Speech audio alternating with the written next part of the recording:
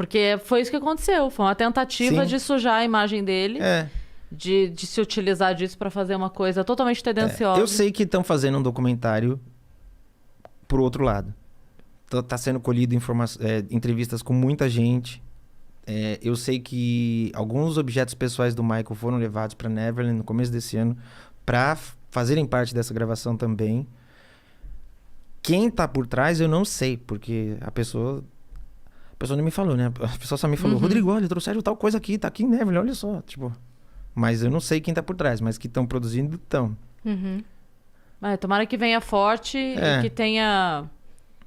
Tipo, que tenha força pra cobrir, né? Sim. Porque o pessoal gosta de ver o acidente, né? Sempre. O pessoal gosta de ver a tragédia. Notícia boa não vem de jornal. Cara, é só você ver, você tá em qualquer rodovia, tem um acidente, às vezes o trânsito para por nada, só porque as pessoas querem dar uma olhada ali, cara. O ser humano é assim, é complicado.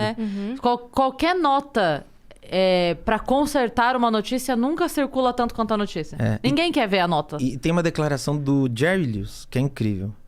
Porque o Jerry Lewis é um cara também que chegou num ponto absurdo da carreira e terminou a vida sendo uma piada pros caras lá. E o Jerry Lewis fala que só tem uma coisa que ele usa o americano, mas eu acho que é um comportamento do ser humano.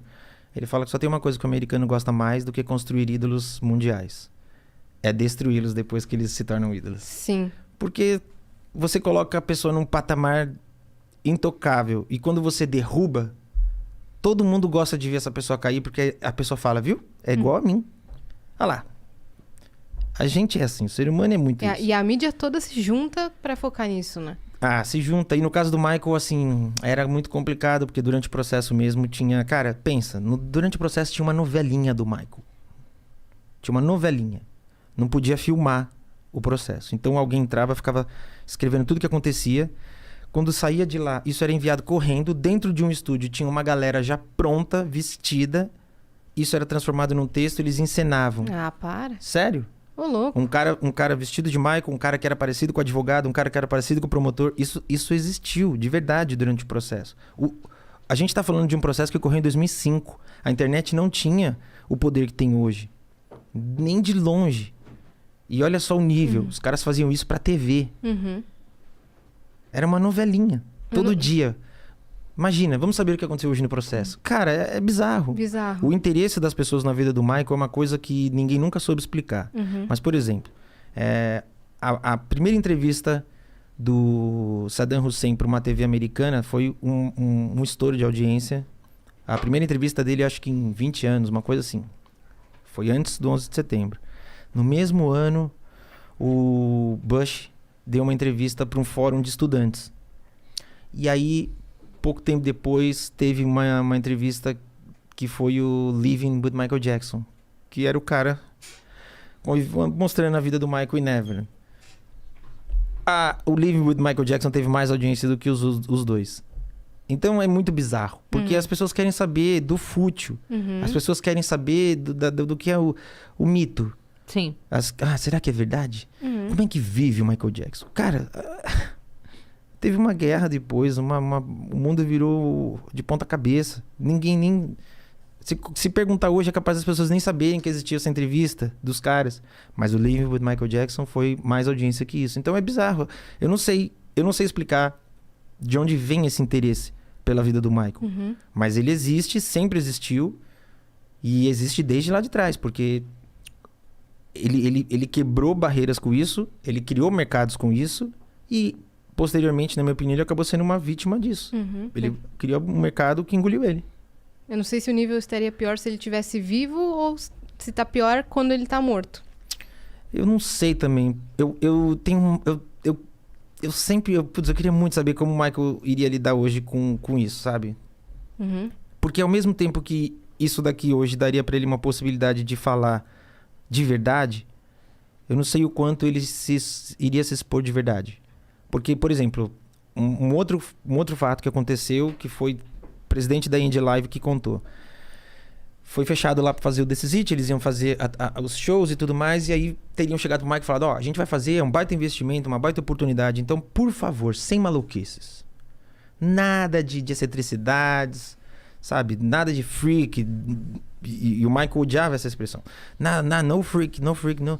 E aí, beleza. E aí, um dia, o Michael, o cara falou que abriu o jornal, tinha lá uma foto, o Michael com um monte de post-it colado no rosto, só ficava o olho de fora. Aí o cara, pô... Aí ligou pro Michael, aí ele falou que ele já ligou destruindo. Michael, caramba, cara, a gente conversou, são milhões investidos, eu só te pedi um favor. E o Michael, mas do que você tá falando? Eu tô vendo aqui, cara, você foi ontem numa livraria, por que você colou um monte de post-it na cara? Aí o Michael falou, não, peraí, calma aí. Aí o Michael pegou, aí se situou do que era, falou, cara, só pra você saber, isso daí é uma foto que um paparazzi tirou anos atrás, eu estava brincando com os meus filhos, botei post-it no rosto, essa foto é velha. Bem-vindo ao meu mundo. É assim que faz. Vai vender notícia. Então eu não sei como é que é chegar nesse nível de, sabe... Qualquer coisa que vender a teu respeito, a galera vai comprar. É bizarro isso aí. O Michael chegou a passar anos vestindo a mesma roupa. O figurinista dele no livro fala, cara, você é o artista mais rico do mundo. No show você usa roupas feitas de cristal. E aí, na hora do teu dia a dia, você me manda fazer 5 calças pretas e 5 camisas vermelhas, tudo igual. Qual é a lógica? Aí ele falou, porque o paparazzi vai bater a primeira. Ele vende a primeira. A segunda, a terceira, a quinta, ele não vai vender, porque vai ser sempre a mesma foto. Genial. Então ele passou anos usando a mesma roupa. E aí você pensa, que excentricidade, olha, ele quer usar a mesma roupa. Não é. Desenhado pelo Maurício de Souza. A gente fala... Abre o guarda-roupa. Uma coisa, cara. Aí você pensa, pra mim, é uma situação triste isso daí. Sim. A galera fala dos filhos. Que doente, olha lá, nesse Living with Michael Jackson. Lá, que doente, as crianças têm que ficar andando de máscara. Que absurdo. As crianças andavam de máscara com ele. Quando elas estavam sem o Michael, elas tinham uma vida comum. Vai ver que vida tem a filha, sei lá, da Madonna. Ou sei lá, pega uma celebridade brasileira e vê a vida que tem a filha. Os filhos dessa celebridade brasileira. Não vai na escola sem segurança. Os moleques iam e não eram abordados por ninguém em nenhum lugar, porque ninguém sabia como era o rosto dos filhos do Michael. Então, tipo, a galera sempre vai julgar pelo que eles... é muito bizarro, porque eu acho que é natural. A nossa leitura primeira sempre é baseada no que a gente vive. Então, a gente de cara vai falar, que louco, olha isso, mascarar os filhos, que cara maluco. Mas você não sabe o que é ser esse cara. E você a pessoa sabe... não se coloca no lugar, né? Nunca. E você não sabe por que ele fez isso. Cara, era a única forma dessas crianças terem um pouco... De filha de Michael Jackson, né? É um pouco de uma normalidade fora desse universo. Porque é óbvio que essas crianças nunca vão ser normais. Elas cresceram em Neverland. Elas não tinham um gira-gira. Elas tinham um parque, um zoológico Uma montanha-russa em casa. Uma montanha-russa. Então... A preocupação do cara de, olha, quando eles forem no circo, ou no zoológico, ou num shopping, eles não vão ser tratados como filhos do Michael. Era essa. Mas a galera vai sempre fazer o julgamento de, tá animada, que doente. Quando ele balançou o blanket? O blanket. Na janela. Isso ele depois pediu desculpas publicamente. Porque ele falou que ele se deixou levar tanto pela emoção, e aí... De falar, olha aqui, ele quis né? mostrar o filho, e aí depois ele reconheceu que aquela atitude não foi uma atitude correta.